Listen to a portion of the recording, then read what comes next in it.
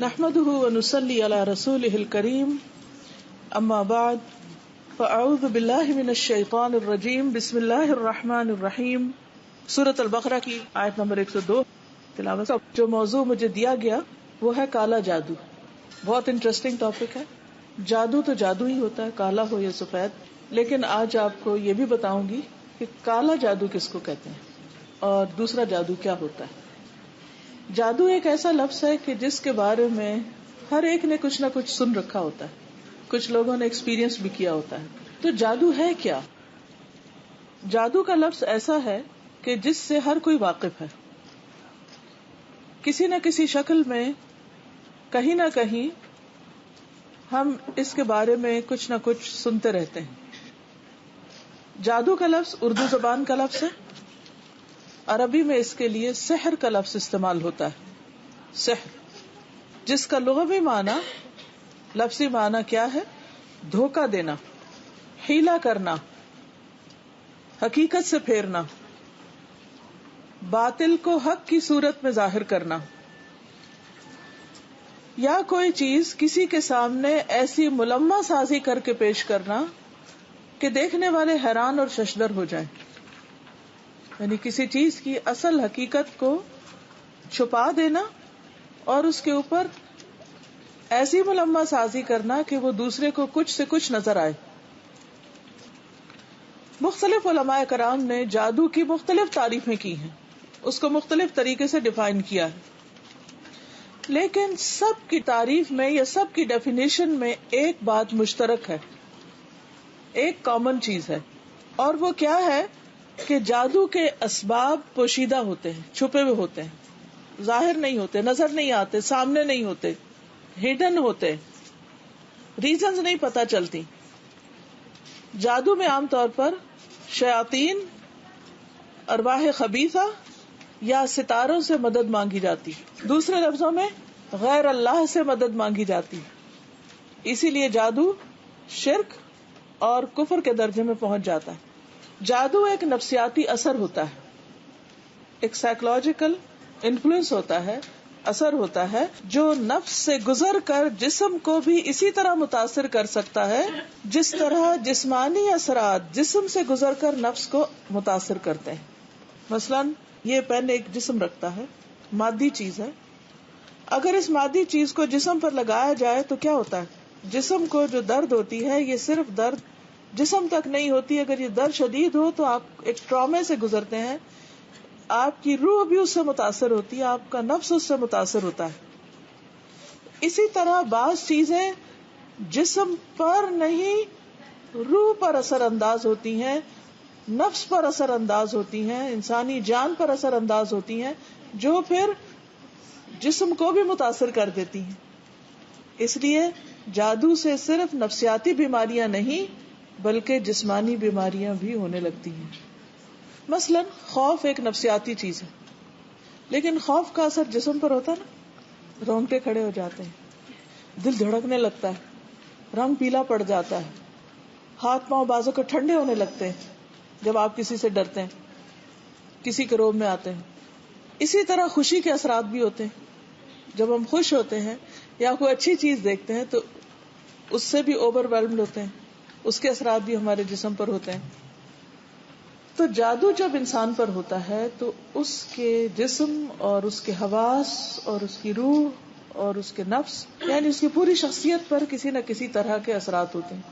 کبھی تھوڑے ہوتے ہیں, کبھی زیادہ ہوتے ہیں, لیکن بِإِذْنِ اللہ اثرات ہوتے ہیں.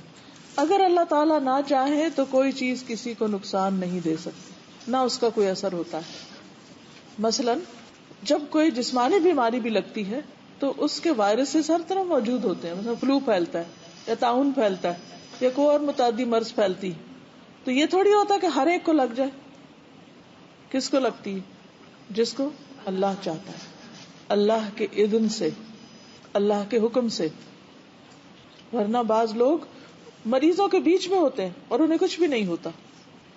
اسی طرح آپ دیکھیے کہ جیسے میگنیٹ ہوتا ہے, مقناطیس, اگر آپ اس کو سونے پر رکھیں اس سے کوئی فرق نہیں پڑے گا, اگر آپ اس کو چاندی پہ رکھیں کوئی فرق نہیں پڑے گا, لیکن اگر آپ اس کو لوہے پہ رکھیں تو لوہا مقناطیس کی طرف کھینچنے لگے گا.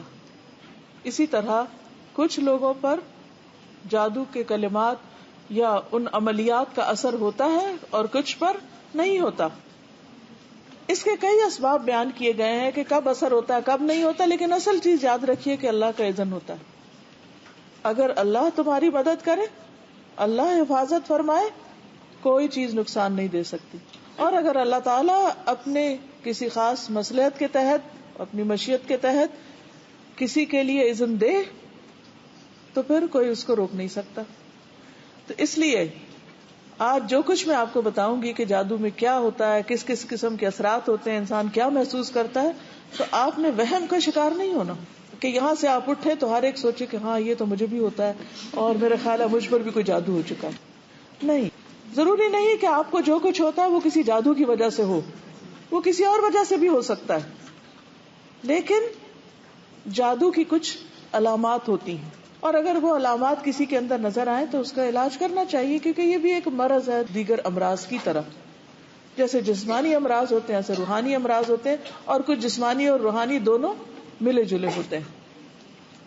اس لیے اس کے بارے میں جاننا اس لیے ضروری ہے کہ انسان ہوشیار رہے، حفاظتی تدابیر اختیار کرتا رہے، اللہ کی پناہ میں اپنے آپ کو دے، اللہ تعالیٰ سے اپنا تعلق مضبوط کرے اور اللہ کے راستے پر جمع رہے.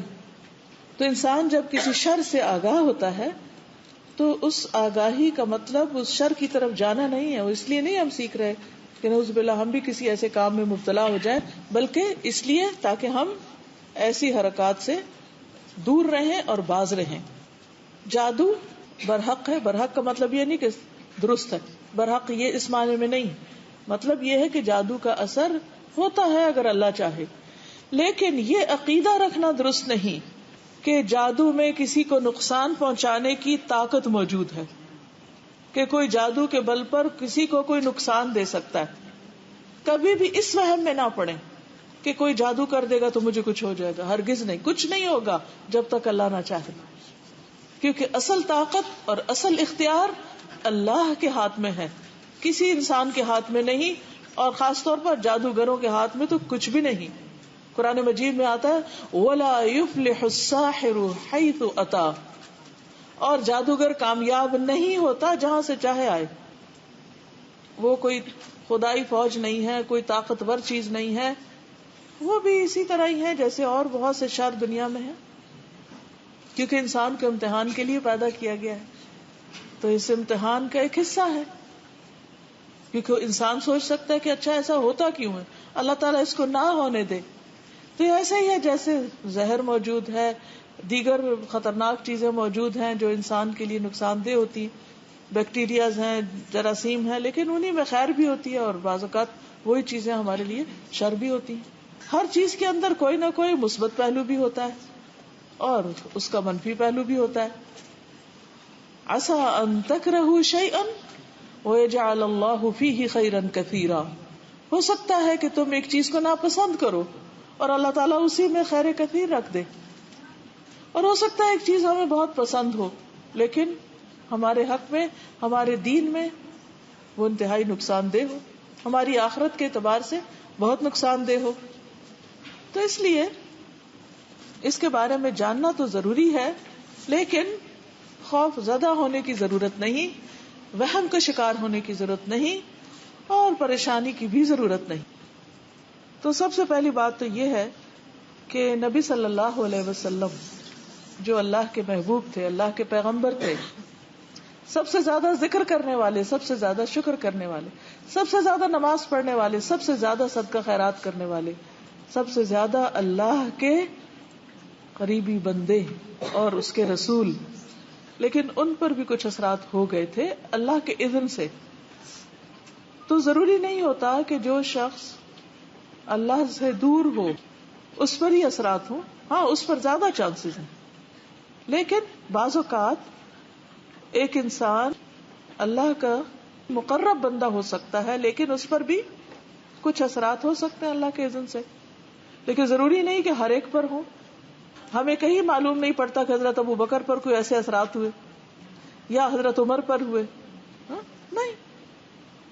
لیکن نبی صلی اللہ علیہ وسلم کے ذریعے اللہ تعالیٰ نے امت کو بہت کچھ سکھایا، اور وہ بہت سی ایسی تکلیفوں سے گزرے جس سے باقی لوگ نہیں گزرے. پیغمبر سب سے زیادہ اللہ کے قریب ہوتے ہیں اور ان پر سب سے زیادہ آزمائشیں آتی ہیں. ان کے امتحان بہت سخت ہوتے ہیں کیونکہ ان کے لیے اجر بھی بہت بلند ہوتا ہے. تو اس طرح جو لوگ ان کے قریب تر ہوتے ہیں ان پر بھی زیادہ امتحان آتے ہیں. ایسے موقع پر انسان کو صبر کرنا چاہیے اور اللہ کی رضا پر راضی رہنا چاہیے، اللہ کے فیصلوں پر راضی رہنا چاہیے.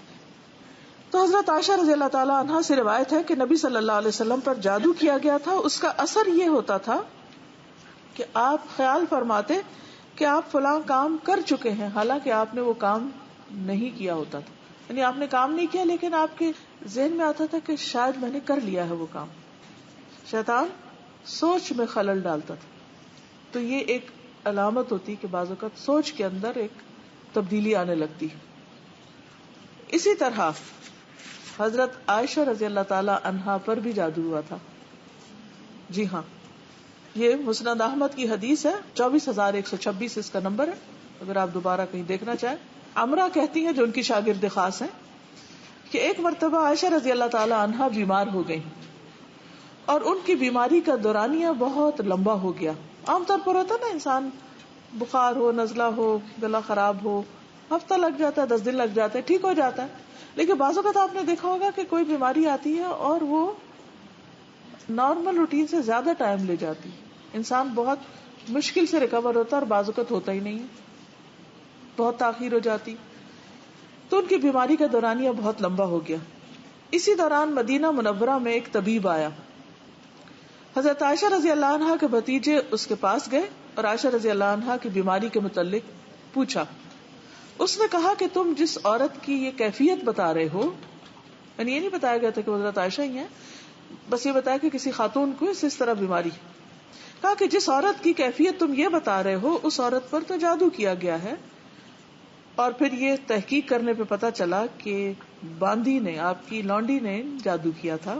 عام طور پر وہ قریبی لوگ ہی ہوتے ہیں، یا گھر کے ملازم، یا بعض اوقات جو قریب میں ایسے لوگ جن کو ایکسس ہوتا ہے، مثلا انسان کے بالوں پہ یا ناخنوں پہ یا اور چیزوں پہ. تو اس سے جب تحقیق کی گئی تو اس نے اقرار کر لیا. اس نے کہا ہاں میں نے کیا تھا، میں چاہتی تھی کہ آپ فوت ہو جائیں تو میں آزاد ہو جاؤں، کیونکہ عائشہ رضی اللہ عنہا نے اس باندی سے کہہ رکھا تھا کہ میرے مرنے کے بعد تم آزاد ہو جاؤ گی. عائشہ رضی اللہ عنہا نے حقیقت کے سامنے آنے پر فرمایا اس باندی کو عرب میں سب سے طاقتور لوگوں کے ہاتھ بیچ دو اور اس کی قیمت اس جیسی ایک باندی پر خرچ کر دو، یعنی کسی اور کو آزاد کر دو، لیکن اب اس کو آزادی نہیں ملے گی. تو اس سے یہ پتہ چلتا ہے کہ بعض اوقات حسد میں یا کسی مفاد کی خاطر یا ایسے ہی کسی دشمنی کی وجہ سے لوگ دوسرے کو تکلیف دینے کے لیے ایسے اعمال کرتے ہیں. اسی طرح بعض اوقات شیطان انسان کو ستاتا ہے. وہ بچوں کو بھی نہیں چھوڑتا، وہ بڑوں کو بھی نہیں چھوڑتا، وہ ہر ایک کے پیچھے. اور بعض اوقات جب انسان اللہ کے راستے پہ آنے لگتا ہے تو ایک نہیں کئی شیطان پیچھے لگ جاتے ہیں، شیطانوں کے لشکر پیچھے لگ جاتے ہیں اور مختلف طرح سے ستاتے ہیں. سنن ابن ماجہ کی ایک حدیث ہے، عثمان بن ابی العاص کہتے ہیں عثمان بن ابی العاص نے نبی صلی اللہ علیہ وسلم سے کہا اے اللہ کے رسول صلی اللہ علیہ وسلم، مجھے نماز میں ایسی صورتحال پیش آتی کہ مجھے یاد نہیں رہتا کہ میں نماز میں کیا پڑھ رہا ہوں. بہت کنسنٹریشن کی کوشش کرتا ہوں لیکن خلل ہوتا رہتا ہے. اب ویسے ہی ہر ایک کے ساتھ ہوتا ہے، لیکن جب یہ علامت شدید ہو جائے کہ کچھ بھی سمجھ نہ آئے، بالکل انسان بکھلایا رہے، یعنی ایک وہ ہوتی ہے نا جو ایک نارمل کیفیت ہوتی ہے، آپ کنسنٹریٹ کرتے ہیں آدھی رکعت میں کرتے ہیں اور ایک دم شیطان اچک کے لے جاتا ہے، پھر پلٹ آتے ہیں پھر. لیکن ایک یہ ہے کہ جیسے کہ بکھلا جاتا ہے انسان اور کچھ سمجھ نہیں آتی، تو ان کی کیفیت زیادہ تھی. آپ نے فرمایا یہ شیطان کا اثر، میرے قریب آؤ. میں آپ کے قریب ہوا اور پنجوں کے بل بیٹھ گیا، یعنی یوں اکڑوں. آپ نے میرے سینے پر ہاتھ مارا اور میرے منہ پہ تھتکارا، یعنی کچھ پڑھ کے، یعنی جھاڑا ان کو، اور فرمایا اے اللہ کے دشمن نکل جا. آپ نے 3 بار ایسا کیا، پھر فرمایا اپنے کام پہ چلے جاؤ. عثمان فرماتے ہیں میری عمر گواہ ہے، یعنی اب تک جب تک میں زندہ ہوں، یعنی تھرو آؤٹ مائی لائف کہنے کا ایک انداز ہے کہ اس کے بعد شیطان نے مجھے پریشان نہیں کیا، وہ نکل گیا. تو یہ اس طرح کے بھی بعض اوقات اثرات ہوتے ہیں. تو اس میں بس سمپل سا علاج ہے،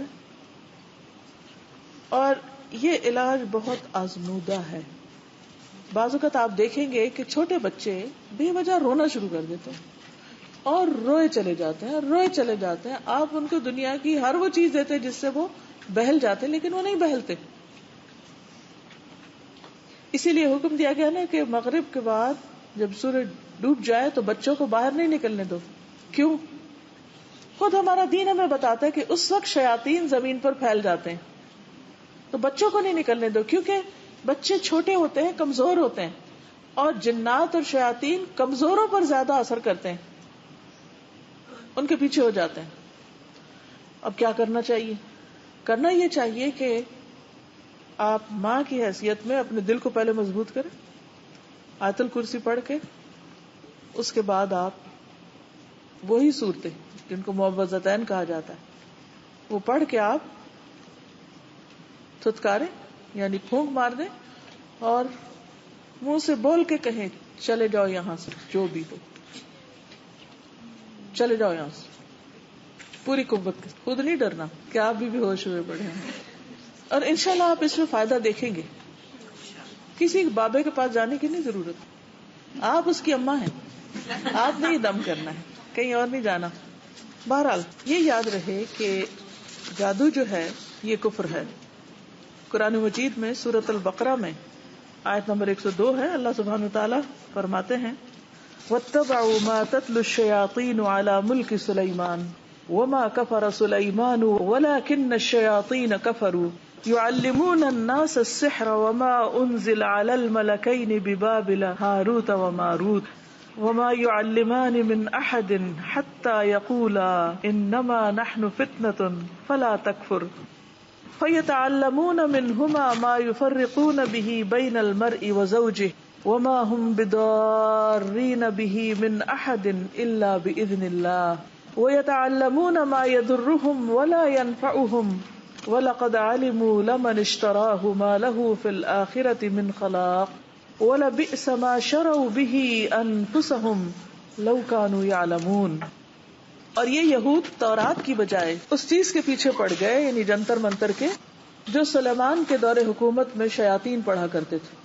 سلیمان علیہ السلام نے ایسا کفر کبھی نہیں کیا، بلکہ کفر تو وہ شیطان لوگ کرتے تھے جو لوگوں کو جادو سکھاتے تھے.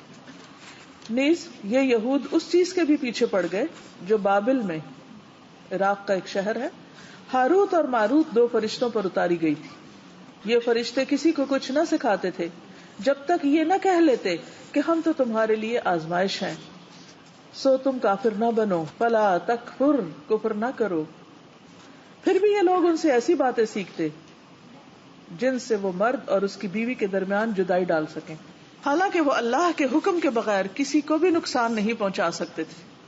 اور باتیں بھی ایسی سیکھتے جو انہیں دکھ ہی دیں، فائدہ نہ دیں. اور وہ یہ بات بھی خوب جانتے تھے کہ جو ایسی باتوں کا خریدار بنے گا اس کا آخرت میں کوئی حصہ نہیں. کتنی بری چیز تھی جسے انہوں نے اپنی جانوں کے عوض خریدا، کاش وہ اس بات کو جانتے ہوتے. تو اس آیت سے یہ پتہ چلتا ہے کہ جادو کا کھیل کھیلا جاتا ہے، شیاطین کی مدد سے ہوتا ہے. اللہ سبحانہ و تعالیٰ نے اہل کتاب کے امتحان کے لیے دو فرشتے اتار کر ان کے ذریعے بھی لوگوں کو سکھایا، جبکہ وہ خود بتا دیتے تھے کہ ہم آزمائش ہیں. لیکن لوگ پرواہ نہیں کرتے تھے کہ اللہ کا حکم کیا ہے. اللہ کا حکم پیٹ پیچھے پھینک کر جادو سیکھنے میں لگ جاتے. وہ کہتے تھے کہ کفر نہ کرو. اس سے یہ پتہ چلتا ہے کہ جادو کا سیکھنا سکھانا شیطانی اور کفریہ کام ہے. جو ایسا کرتا ہے وہ کفر کا ارتکاب کر لیتا ہے. پھر یہ کہ جادو کا پہلا ہدف کیا ہوتا ہے؟ شوہر بیوی کے درمیان جدائی ڈالنا. لیکن یاد رکھیے کہ جب تک اللہ نہ چاہے ایسے کوئی کر نہیں سکتا. اور آیت کے آخر سے یہ بھی پتہ چلتا ہے کہ جادو کا سیکھنا اور سکھانا سراسر نقصان کا باعث ہے، نفع کا باعث نہیں. انسان اس کے بدلے میں اپنی جان کو بیچ ڈالتا ہے، یعنی ہمیشہ کے لیے جہنم کا خریدار بن جاتا ہے، اپنی آخرت برباد کر کے دوسروں کی دنیا خراب کرتا ہے. تو کتنا مہنگا سودا ہے جو وہ کر رہا ہوتا ہے. یہود کے ہاں جادو مشہور تھا، نبی صلی اللہ علیہ وسلم پر بھی انہوں نے ہی کیا تھا.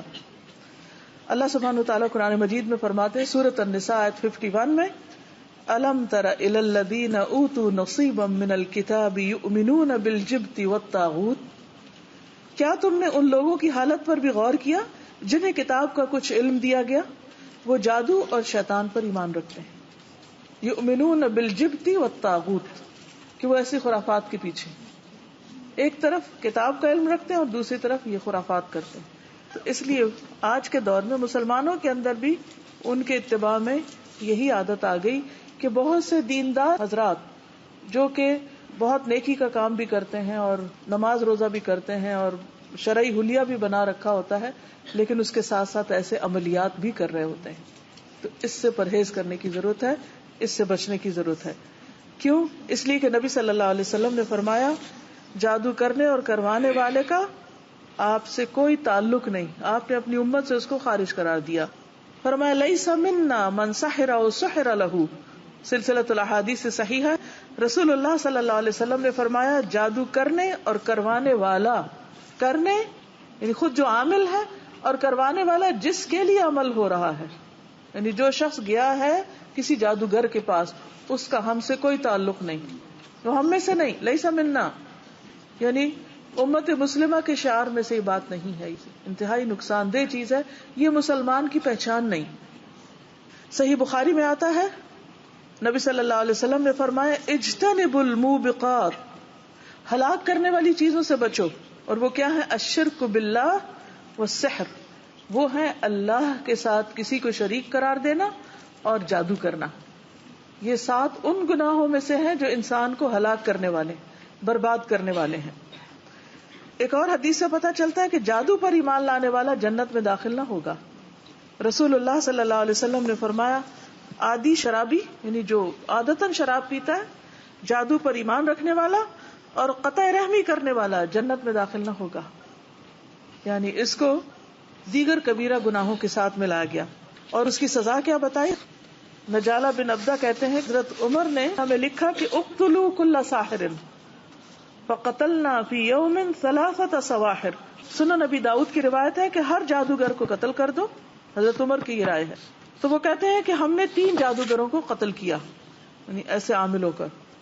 تو آپ دیکھیے کہ یہ کرتے کیا ہیں یہ عامل، عامل کی پہچان کیسے کی جائے؟ جادو کی سب سے بڑی علامت گرہ لگانا ہوتا ہے. کسی دھاگے میں، تار میں جب کوئی گرہ لگا کے کچھ پڑے تو سمجھو یہ جادو کر رہا ہے، چاہے وہ گھر کے اندر ہو یا گلی میں بیٹھا ہو یا کسی کاروبار میں لگا ہوا ہو، چاہے کوئی کتنا بھی بڑا حافظ، عالم، معلم، مولوی صاحب، پیر صاحب کوئی بھی ہو، لیکن اگر وہ دھاگے میں گرہ لگا کے کچھ پڑھ رہے ہیں تو یہ جادو کا عمل کر رہے ہیں. یہ سب سے پہلی پہچان. کوئی شخص اگر آپ کا علاج اس طرح کرنا چاہے تو فوراً وہاں سے اٹھ جائیے اور وہ دھاگا کاٹ دیجیے. کوئی لا کے بھی آپ کو دے، قطعاً اس دھاگے کو استعمال نہیں کیجیے، کیونکہ یہی جادو کرنا ہے اور یہی کفریہ کام ہے.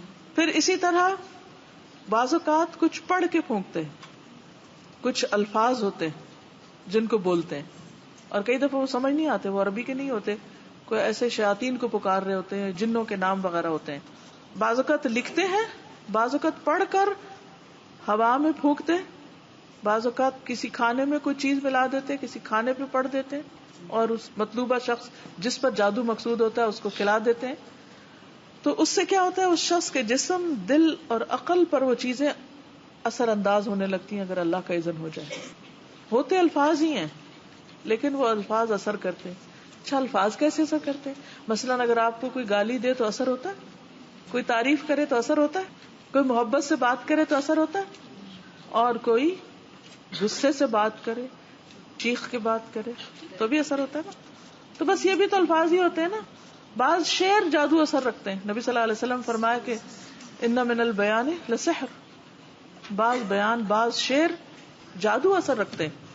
لیکن عام طور پر جادو 2 طرح کا ہوتا ہے. عام جادو جو تعویذوں کے ذریعے، یعنی کچھ لکھ کر وہ کاغذ میں بند کر کے کسی چیز میں اور پیک کر کے دے دیتے ہیں کہ گلے میں لٹکا لو یا جا کے دبا دو کسی چیز کے نیچے یا رکھ دو اور اس میں کوئی لکیریں وغیرہ ڈالی ہوتی ہیں، اوٹ پٹانگ نام، یا الٹا کچھ قرآن لکھا ہوتا ہے، یا یہ جنتر منتر کچھ پڑھتے ہیں، کیونکہ اور اقوام بھی کرتی ہیں. دنیا کی تقریباً ہر قوم کے اندر اس قسم کی خرافات موجود ہیں. یہ عام جادو. لیکن جس کو کالا جادو کہا جاتا ہے اور جو مجھے ٹاپک دیا گیا کالا جادو کے نام سے، وہ کیا ہوتا ہے؟ کیونکہ مجھے بھی تجسس ہوا کہ why not only magic, black magic کیوں؟ تو فرق کیا ہے؟ تو کالا جادو وہ ہوتا ہے جس میں نجاست سے قرآنی آیات لکھی جاتی ہیں، حیض کے خون سے، پیشاب سے اور اس قسم کی گندی چیزوں سے، یا ان آیات کو الٹا لکھا جاتا ہے اور دیگر حرام کام کیے جاتے ہیں. شیاطین کو خوش کرنے کے لیے بعض اوقات قرآن پاک کو پاؤں کے نیچے روندا جاتا ہے اور بہت ہی غلط قسم کی حرکات کی جاتی ہیں. اس لیے یہ سخت قسم کا جادو ہوتا ہے اور اس کا کرنے والا یقیناً کافر ہوتا ہے، کیونکہ وہ شیطانوں سے مدد لیتا ہے. وہ کام کرتا ہے جس سے شیطان خوش ہو.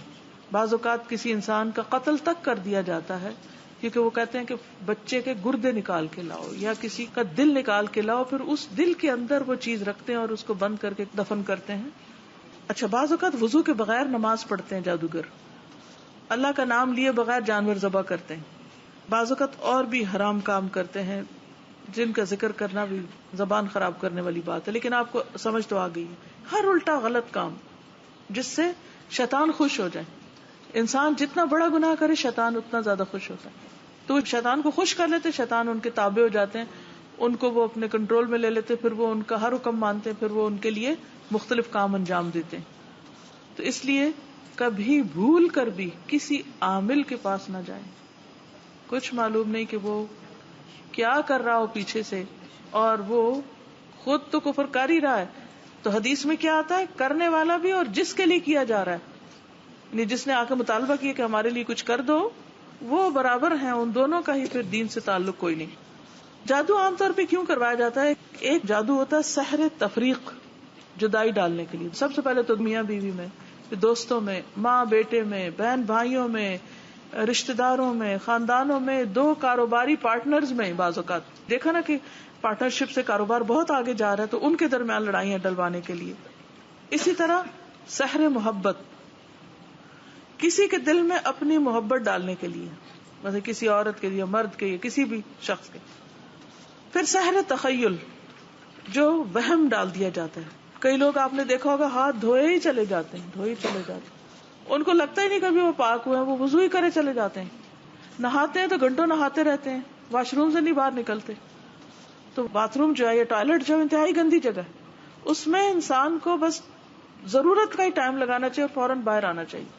عموماً شیاطین ایسی جگہوں پر ہوتے ہیں، تو اس میں انسان کو نہیں ہونا چاہیے، یعنی کہ وہاں سے بچنا چاہیے، گندی جگہوں سے.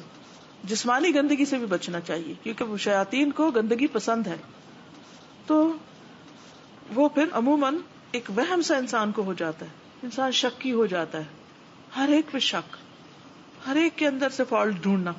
پھر سحر جنون ہوتا ہے، انسان پاگلوں جیسی حرکتیں کرنے لگتا ہے، دماغ مفلوج ہو کے رہ جاتا ہے، کوئی عقل کی بات نہیں کرتا انسان. اسی طرح سحر خمول، سستی میں مبتلا کرنے والا، ہر وقت ایک لتھارجی، کاہلی، نماز کو دل نہیں کرتا، قرآن پڑھنا ایک مصیبت لگتا ہے، اور کوئی بھی نیکی کا کام بہت ہی مشکل. بعض اوقات لوگ کہتے ہیں نا کہ ہم سے تو لفظ نہیں منہ سے نکلتا، پڑھا ہی نہیں جاتا، کیا کریں. کبھی کہا نا ان کو بھئی اگر ایسی کیفیت ہے تو اللہ کی پناہ میں آؤ، کہتے کیا کریں، منہ سے نہیں نکلتا، دل ہی نہیں چاہتا. پھر سحر حواتف، چیخو پکار میں مبتلا کرنے والا، کہ جس پہ وہ ہوتا ہے وہ چیختا ہے، چلاتا ہے، چھوٹی چھوٹی بات پہ حد سے زیادہ غصے میں آ جاتا ہے، توڑ پھوڑ اور ایک مجنون کسی کیفیت ہو جاتی. بعض اوقات سحر امراض، جیسے مرگی کی کیفیت یا مختلف اور بیماریاں کی شکل میں. پھر سحر استحاضہ کی بیماری، جیسے حدیث میں بھی آتا ہے نا کہ یہ تو شیطان کی ایک ٹھوکا ہے، تاکہ انسان کبھی یہ سوچے میں پاک ہی نہیں ہوں تو میری کیا نماز میں خشوع خضوع ہی نہیں. تو نماز میں خشوع خضوع تو انسان کی کامیابی کی علامت ہے، اور اگر اس میں خلل آتا ہے تو یہ شیطان کا وار ہوتا ہے. تو دشمنی یا حسد ہوتا ہے بعض اوقات کہ کسی کے ساتھ بنتی نہیں، اور بعض اوقات رشتوں میں خلل ڈالنے کے لیے. اب یہ ہوتا ہے کہ جب ایسے کوئی اثرات انسان پر ہوتے ہیں تو اس کی جو ایک نارمل عادت ہوتی ہے کہ بہت ہمبل ہے، بااخلاق ہے اور محبت کرنے والا ہے، مثلا شوہر ہے یا باپ ہے، تو وہ الٹی الٹی حرکتیں کرنے لگتا ہے، بچوں پہ غصہ کرنے لگتا ہے، اریٹیٹڈ، چڑچڑاپن، اور عبادات سے دلچسپی نہیں. بعضوں کا جسم کے کسی خاص حصے میں درد شروع ہو جاتا ہے بلا وجہ، سارے ٹیسٹ کرائے جاتے ہیں، میڈیکلی کوئی ریزن نظر نہیں آتی، سمجھ ہی نہیں آتی. بعضوں کا ڈراؤنے خواب آنے لگتے ہیں اور انسان کو ایسی بھیانک چیزیں نظر آتی ہیں کہ وہ سو نہیں پاتا. بعض اوقات خون کے چھینٹے نظر آتے ہیں. کبھی طے شدہ کپڑوں کو کاٹا جاتا ہے، اس میں کٹ کے نشان ہوتے ہیں، جیسے مثلا قمیض طے کر کے رکھی تو جو ہارٹ کی جگہ ہے اس کے اوپر جیسے کسی نے یوں لگتا ہے جیسے کسی نے چھری مار کے یا کوئی کینچی کی نوک مار کے اس جگہ کو کاٹا ہے. بعض اوقات خاوند یا بیوی ایک دوسرے کو بہت بدنما نظر آتے ہیں، یعنی کہ نفرت آتی ہے، ان کی شکل اچھی نہیں لگتی، حالانکہ وہی شخص دوسروں کو اچھا لگ رہا ہوتا ہے، مگر بیوی یا شوہر کو وہ آپس میں ایک دوسرے کو ان کو بالکل ان کا دل اٹھ جاتا ہے. حتیٰ کہ جو ان کا جسمانی تعلق ہوتا ہے اس میں سخت مشکل پیش آتی. بعض اوقات اولاد کی بندش کے لیے کیا جاتا ہے، بعض اوقات جسمانی تعلق کی بندش کے لیے. تو یہ ساری چیزیں علامات ہوتی ہیں جو نظر آنے لگتی ہیں. لیکن بعض اوقات بیماریاں بھی ہوتی ہیں، ویسے اثرات نہیں بھی ہو سکتے، لیکن اگر پہلے انسان نارمل ہو اور یک یہ تبدیلیاں آ جائیں تو پھر انسان ایسی چیزوں کا علاج کرے. لیکن اگر ایک شخص شروع سے بچپن سے بد مزاج ہے، بد اخلاق ہے، اکڑ ہے، وہ اس کے مزاج کا حصہ ہے. لیکن ایک شخص عادتاً نہیں، مزاج میں نہیں، لیکن اچانک ہی کچھ ہو گیا، اس کو نظریں پھیر لی اس نے اور وہ کچھ سے کچھ ہو گئی اس کی عادتیں، تو پھر الرٹ ہونے کی ضرورت ہے کہ مسئلہ کیا ہے. تو بعض اوقات بچوں کے اندر تنہائی کی عادت ہو جاتی ہے، نہ ماں باپ سے ملتے ہیں، نہ بات کرتے ہیں، گم سم، نہ رشتہ داروں سے ملتے ہیں، نہ باہر جاتے ہیں، سب کچھ چھوڑ کے بیٹھ جاتے ہیں، پڑھائی لکھائی بھی چھوڑ کے بیٹھ جاتے ہیں. اب جب ایسی کوئی کیفیت ہو تو انسان کو کسی اور کے پاس جانے کی ضرورت نہیں، دوا کرے، علاج کرے. حدیث میں آتا ہے نا، لکل داء دوا، ہر بیماری کا علاج موجود ہے. یہ بالکل سچی بات ہے. جب کسی مریض کو صحیح دوا پہنچتی ہے تو وہ باذن اللہ ٹھیک ہو جاتا ہے، اور اللہ کا حکم ہوتا ہے کب تک اس نے بیمار رہنا. ایوب علیہ السلام کی آزمائش کو آپ دیکھیں، کئی سال تک وہ بیمار رہے، پھر ٹھیک ہو گئے اور پہلے سے بھی زیادہ ان کو نعمتیں ملی. تو مایوس کبھی نہیں ہونا چاہیے. اللہ کا حکم ہوگا تو ایک کن کہنے کی دیر ہے، انسان شفا یاب ہو جائے گا اور دوائیں بھی اثر کریں گی. اس میں جو انسان کا بہت بڑا امتحان ہوتا ہے وہ اس کے عقیدے کا امتحان ہوتا ہے. اب اللہ پر کتنا توکل ہے، اللہ سے انسان کتنا جڑتا ہے، اللہ سے کیا مانگتا ہے اور غیروں کی طرف کتنا جاتا ہے. یہ شدید قسم کی وہ زلزلوا زلزالا شدیدہ ہو جاتا ہے بعض اوقات، کیونکہ انسان خود نہ بھی جانا چاہے کسی غلط راستے پر تو دوسرے آ کے کہتے ہیں کہ دیکھو تم مر جاؤ گے، تم چلو فلاں کے پاس، وہ فلاں گیا تھا، اور عجیب و غریب قصے کہانیاں سناتے ہیں، اس کے پاس علاج کرایا تو وہ ٹھیک ہو گیا اور اس کے پاس گیا تو وہاں سے شفا ہو گئی. ٹھیک ہے، بعض اوقات انسان کو خود نہیں پتا ہوتا تو کسی سے مشورہ کیا جا سکتا ہے. لیکن یاد رکھیے کہ اگر کوئی ایسا عامل ہے کہ جو گرہ لگا رہا ہو، پھونکے مار رہا ہو، یا بعض لوگ تالے کو لاک کر دیتے ہیں پڑھ کے، بعض اور خرافات کرتے ہیں، تو اس قسم کی چیزیں جو ہیں اس سے بچنے کی ضرورت. پھر اسی طرح یہ ہے کہ نجاست اس کا ایک بڑا سبب ہوتی ہے کہ انسان استنجا ٹھیک نہیں کرتا، یا انڈر آرمز اور انڈر لیگز بال نہیں صاف کرتا اور وہ گندگی کا مجموعہ بن جاتے ہیں. بعض لوگوں کے پسینے میں بڑی بو ہوتی ہے، منہ سے بو آتی ہے اور اس کا کوئی علاج نہیں کرتے. بعض لوگ نہاتے نہیں ہیں اور ان کے جسم سے ایک عجیب سی سڑاند آتی ہے. تو یہ بھی سبب بنتے ہیں جادو یا کسی بھی ایسی تکلیف کے آنے کا. اس لیے سب سے پہلے تو اللہ پہ پکا توکل اور یقین رکھیں، اس کے بعد اپنی اصلاح کریں. اور وہ کیا ہے کہ اپنے سے ہر نجاست اور گندگی کو دور کریں، چھوٹی ہے یا بڑی. کیونکہ سستی، کاہلی، لاپرواہی، اپنے کپڑوں کو صحیح طرح صاف نہ کرنا، جسم کو صاف نہ کرنا، دانتوں کو صاف نہ کرنا، تو یہ ساری چیزیں پھر دعوت دیتی ہیں بہت سی خرابیوں کو. تو کرنا پھر کیا ہے؟ سب سے پہلے تو اللہ کو پکارنا ہے، پھر طہارت کا انتظام کرنا ہے، عبادات کی پابندی کرنا ہے. مثلا جو شخص صبح کی نماز پڑھتا ہے وہ اللہ کی حفاظت میں آ جاتا ہے. صبح شام کے اذکار کی پابندی کرنا ہے. یہ ایاک نستعین ایک کتاب ہے، اس کے اندر ساری دعاؤں کو اسی وجہ سے جمع کر لیا گیا تھا. کثرت سے اللہ کا ذکر کرنا، استغفار کرنا کہ ما اصابکم من مصیبت فبما کسبت ایدیکم ویعفو عن کثیر. جو مصیبت تم کو آئی تمہارے اپنے ہاتھوں کی کمائی کا نتیجہ ہے، اور اللہ تعالیٰ تو بہت سے قصوروں کو معاف بھی کر دیتا ہے. پھر یہ ہے کہ عبادات میں دوام ہونا چاہیے.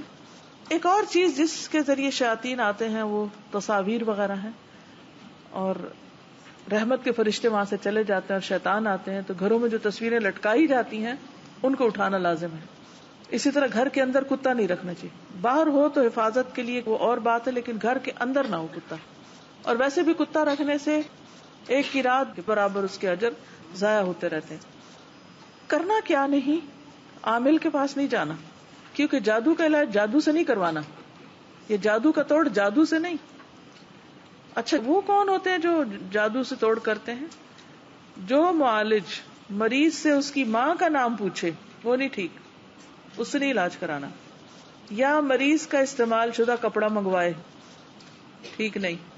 کوئی جانور مانگے کہ اتنا گوشت لاؤ یا بکرا دو اور اس کا خون ملے، یا اس سے کوئی عمل کرے اور اسے غیر آباد جگہ پہ پھینکوائے کہ چھت پہ ڈالو بوٹیاں،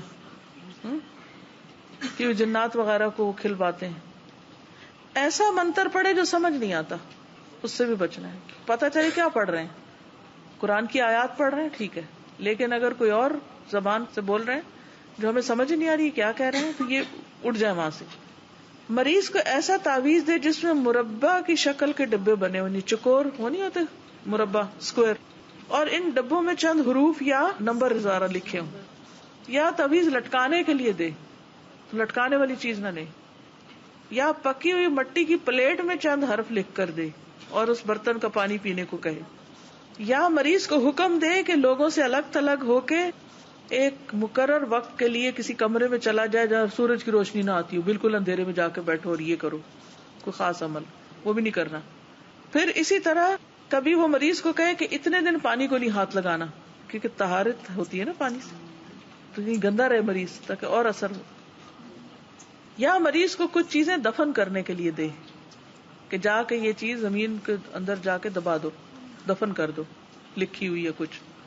مریض کو مختلف چیزوں کی دھونی دے، وہ ہوتا نا کچھ جلا کے اور پھر وہ اس کے ارد گرد کوئی دھواں چھوڑتے ہیں اور اس طرح کے کام کرتے ہیں. نبی صلی اللہ علیہ وسلم نے ایسا کوئی کام نہیں کیا تھا. کریں کیا؟ دو چیزیں ہیں، شرعی دم اور طب نبوی. اور اگر جسمانی تکلیف ہے تو اس کا دوائی وغیرہ علاج. سب سے پہلے جادو کا جو اثر ہے اسے جادو نکال کے زائل کیا جائے. جیسے نبی صلی اللہ علیہ وسلم نے کیا کیا تھا، حکم دیا تھا نا کہ اس کنویں میں جہاں وہ دبایا گیا تھا آپ کے بالوں کے اندر جو بھی کچھ یعنی اس پہ جو بھی گرا لگا کے، تو وہ ایک بے رضوان کنواں تھا، اس کے پتھر کے نیچے رکھا گیا تھا، تو اس کو آپ نے نکلوایا تھا. تو جب پتہ چل جائے، کیونکہ اللہ تعالیٰ سے دعا کرنی چاہیے کہ اللہ میرے سامنے لیا کس نے کیا، مجھے دکھا دے، مجھے بتا دے. اللہ تعالیٰ بتائے گا آپ، اور پھر آپ اس کو نکالیں. تو کسی بھی خاص ذریعے سے جب پتہ چلے تو اس کو نکالا جائے. عبداللہ بن باز کہتے ہیں حتی الامکان جادو کی جگہ کا پتہ چلانے کی کوشش کی جائے، خواہ زمین میں ہو یا پہاڑ یا کسی اور جگہ. جب اس کا علم ہو جائے تو اسے نکال کر تلف کر دیا جائے. اس طرح جادو باطل ہو جائے گا، ختم ہو جائے گا. اگر یہ پتہ نہ ہو کہ چیز کہاں ہے تو اللہ تعالیٰ سے گریہ وزاری کر کے دعا کی جائے کہ اللہ تعالیٰ اس کو نکال دے. قرآن پاک کے ذریعے علاج. قرآن مجید میں آتا ہے وَنُنَزِّلُ مِنَ الْقُرْآنِ مَا هُوَ شِفَاءٌ وَرَحْمَةٌ لِّلْمُؤْمِنِينَ، اور ہم قرآن کے ذریعے سے وہ چیز نازل کرتے ہیں جو مومنوں کے لیے شفا اور رحمت ہے. اس لیے قرآن مجید کی آیات پڑھ کر مریض کا علاج کیا جا سکتا ہے. ایک حدیث میں آتا ہے رسول اللہ صلی اللہ علیہ وسلم ایک مرتبہ گھر تشریف لائے تو دیکھا کہ عائشہ ایک عورت کو دم کر رہی. آپ نے فرمایا کتاب اللہ کے ساتھ اس کا علاج کرو. یہ صحیح ابن حبان کی روایت ہے. تو قرآن مجید کی کثرت سے تلاوت خود بھی کرنی چاہیے. اگر بیمار بہت ہی لاچار ہو تو کوئی اور پڑھ کر اس کو سنا سکتا ہے. خاص طور پر سورۃ الفاتحہ خارجہ بن سل تمیمی اپنے چچا سے نقل کرتے ہیں کہ ایک مرتبہ وہ رسول اللہ صلی اللہ علیہ وسلم کی خدمت میں حاضر ہوئے. جب واپس جانے لگے تو ایک قوم کے پاس سے ان کا گزر ہوا جن کے ہاں ایک مجنون آدمی تھا جسے انہوں نے لوہوں کی زنجیروں میں باندھا ہوا تھا, اور ان کے گھر والے کہنے لگے ہمیں معلوم ہوا ہے کہ تمہارا یہ ساتھی خیر لے کر آیا ہے, کیا اس کے پاس کوئی ایسی چیز ہے جس سے یہ اس کا علاج کر سکے؟ وہ کہتے ہیں کہ میں نے سورۃ فاتحہ پڑھ کر دم کیا تو وہ ٹھیک ہو گیا. اصل بات ہے یقین کی, کیونکہ سورۃ الفاتحہ میں آتا ہے ایاک نعبد و ایاک نستعین, تو اس وقت انسان نیت کر لے کہ اللہ تو ہی ہماری مدد کر اور اس بلا کو دفع کر, اہدنا الصراط المستقیم, اور ہمیں سیدھا راستہ دکھا کہ ہمیں کرنا کیا چاہیے, کس طرح ہم اس مصیبت پر قابو پائیں. اسی طرح سورۃ البقرہ کی آخری آیات ہیں اور قرآن مجید کے کچھ اذکار ہیں جن کو پڑھا جا سکتا ہے. قرآن پاک کی آیات کے علاوہ مسنون اذکار ہیں جن کا پڑھنا انسان کو فائدہ دیتا ہے. رسول اللہ صلی اللہ علیہ وسلم نے فرمایا جو کسی منزل پہ پڑاؤ ڈالے, یعنی کسی جگہ پر جائے تو یہ دعا پڑھ لے تو اس جگہ سے کوچ کرنے تک کوئی چیز اسے نقصان نہیں دے گی, اور وہ کیا ہے؟ اعوذ بکلمات اللہ التامات من شر ما خلق. کسی شہر میں جائیں, کسی کے گھر میں جائیں, کسی بھی جگہ پر, کسی پارک میں جائیں, کسی تفریح پہ جائیں, کہیں جائیں, جاتے ہی جہاں اترے, گاڑی سے اترے پہلے ہی پڑھ لیں تو انشاءاللہ واپس آنے تک کوئی چیز اثر نہیں کرے گی. بچوں کو بھی سکھائیں. ایک اور روایت میں ہے اعوذ بکلمات اللہ التامات اللتی لا یجاوزہن بر ولا فاجر من شر ما ينزل من السماء وما يعرج فيها ومن شر فتن الليل والنهار ومن كل طارق الا طارق يترك بخير يا رحمن.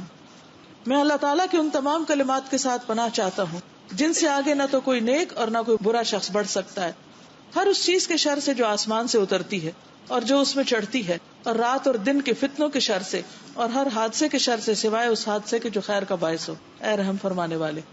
تو یہ دعا بھی بہت فائدہ مند ہے, اس کو روزانہ صبح شام پڑھنے کی عادت ڈال لیں. پھر اسی طرح رسول اللہ صلی اللہ علیہ وسلم پر جب جادو کیا گیا تو حضرت جبریل علیہ السلام نے یہ دعا پڑھ کر آپ کو دم کیا تھا, بسم اللہ ارقیک من کل شیء یؤذیک من شر کل نفس او عین حاسد اللہ یشفی بسم اللہ ارقیک. یہ صحیح مسلم کی روایت ہے. میں اللہ کے نام سے آپ کو جھاڑتا ہوں یا دم کرتا ہوں ہر اس چیز سے جو آپ کو اذیت دے, اور ہر نفس اور حاسد کی نظر کی شر سے اللہ آپ کو شفا دے. میں اللہ کے نام سے آپ کو دم کرتا ہوں. یا آپ اپنے بچوں پر بھی پڑھ کے دم کر سکتے ہیں, کسی بھی بیمار پر.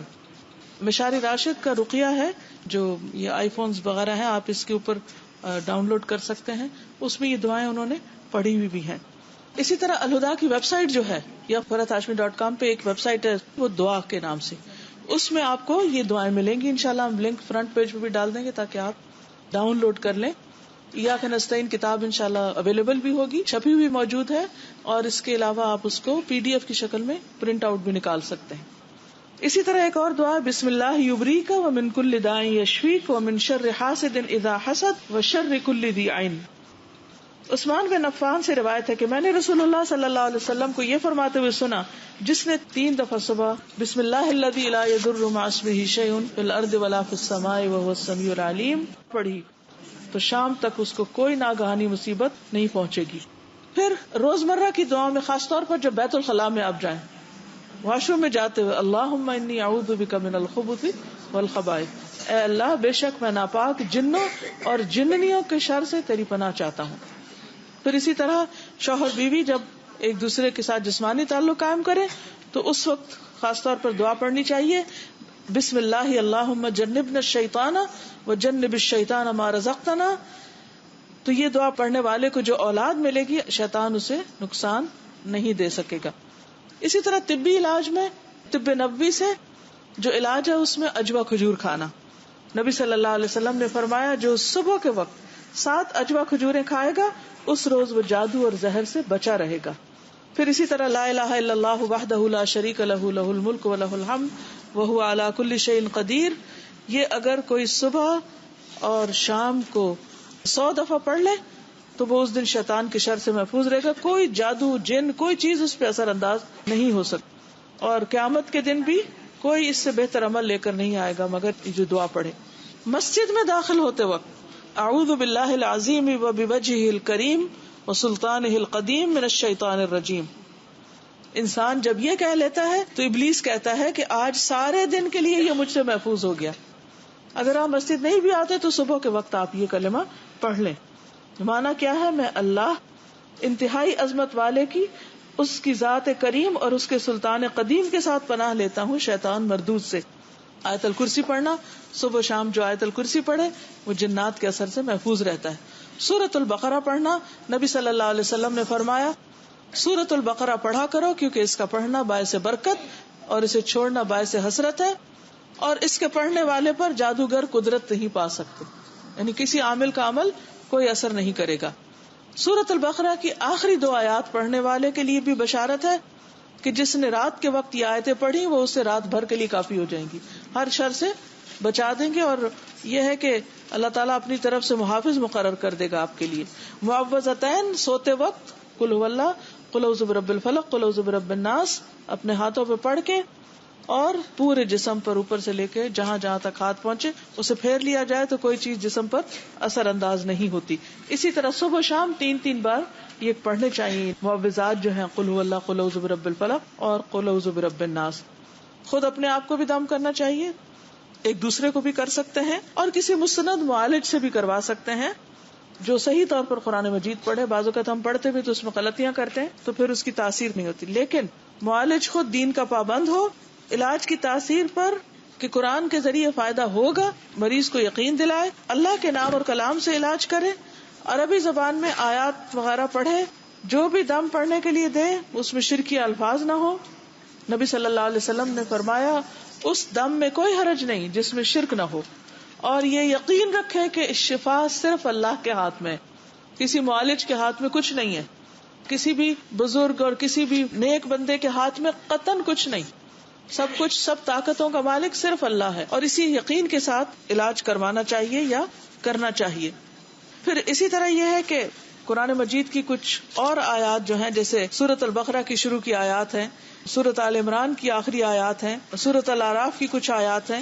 ان آیات پر بھی مبنی ایک رقیہ سعد الغامدی کی آواز میں آپ کو مل جائے گا.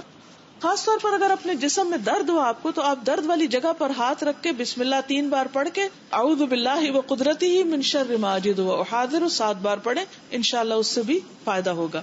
پھر حجامہ کرانا، کپنگ کروانا، پچنے لگوانا، سینگی لگوانا، یہ علاج جو ہے یہ بھی بہت مؤثر ہے، کیونکہ جس جگہ تکلیف ہو وہاں جب پچنے لگائے جاتے ہیں تو اس سے گندا خون نکلتا ہے.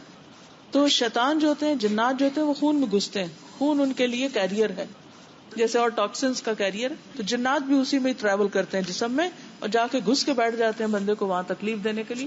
جب پچنے لگتے ہیں اور خون کھینچا جاتا ہے تو باہر نکلنا پڑتا ہے ان کو، تو اللہ کے اذن سے وہ جاتے ہیں. نبی صلی اللہ علیہ وسلم نے فرمایا اگر تمہاری دواؤں میں سے کسی میں بھلائی ہے تو پچنا لگوانے یا شہد پینے اور آگ سے داغنے میں. اگر وہ مرض کے مطابق ہو یعنی فائدہ ہو جاتا ہے، لیکن آگ کے داغنے کو میں پسند نہیں کرتا، اس لیے شہد کا پینا خاص طور پر ہر مہینے میں کم از کم 3 بار صبح کے وقت شہد براہ راست چاٹا جائے، اسے چمچ وغیرہ کے ساتھ نہیں، جیسے کسی ایسے گلاس وغیرہ میں ڈالیں اور 3 گھونٹ پی لیں. پھر اسی طرح یہ ہے کہ خاص طور پر جو مسنون ایام ہے اس میں اگر پچنے لگوائے جائیں تو زیادہ فائدہ ہوتا ہے. کلونجی جو ہے وہ موت کے علاوہ ہر مرض کا علاج ہے. کلونجی کے اوپر بھی آپ قرآن پاک کی آیات پڑھ کر اس تیل جو ہے اس کو تکلیف والے حصے پر آپ اس سے مساج وغیرہ کر سکتے ہیں. کلونجی کے چند دانے بھی مریض کو کھلائے جا سکتے ہیں. پھر اسی طرح یہ ہے کہ آب زمزم، نبی صلی اللہ علیہ وسلم نے فرمایا ماء زمزم لما شرب له، زمزم کا پانی اس مقصد کے لیے جس کے لیے وہ پیا جائے. اگر آپ شفا کی نیت سے پی رہے ہیں تو انشاءاللہ اللہ تعالیٰ شفا دے گا. آپ صلی اللہ علیہ وسلم نے فرمایا روح زمین پر سب سے بہترین پانی زمزم ہے، یہ بھوکے کے لیے کھانا اور بیماری سے شفا ہے. ابو ذر غفاری کا واقعہ آپ کو یاد ہے نا کہ وہ کئی دن زمزم پی کر زندہ رہے تھے جب وہ چھپے ہوئے تھے. زیتون کا تیل آپ نے فرمایا زیتون کھاؤ اور اس کو لگاؤ، بلا شبہ یہ مبارک درخت ہے.